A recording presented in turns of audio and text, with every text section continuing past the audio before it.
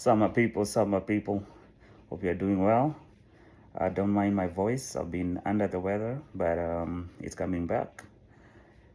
Today, I want to talk about a lot of you. I know this will bring me a lot of backlash, but I want to talk about a lot of people that they say neighbor, family member wako wakikuja majuu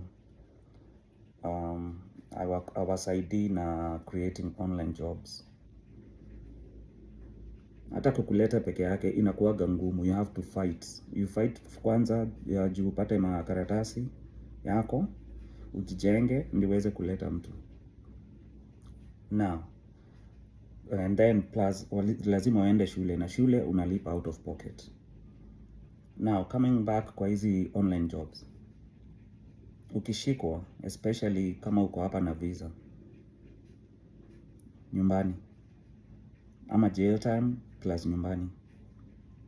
Kaa we ni citizen, either unaweza fungwa, I don't know much about that, but I know ni kufungwa and then citizen yako inachukuliwa. Hata unarudishwa nyumbani. So it's not easy. It's not easy. Si kukataa, ati watu hukataa. Hapana. Imagine si kukataa. It is not easy doing that because once you do that, you're giving that person all your information.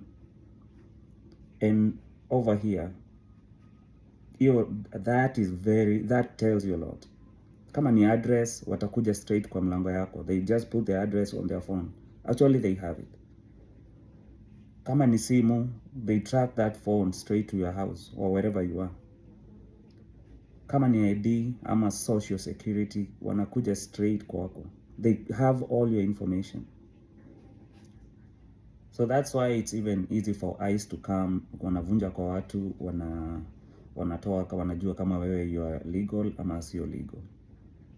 So it's not easy my people. Si ati nikukataa si wakata. So that was another episode of So That You Know.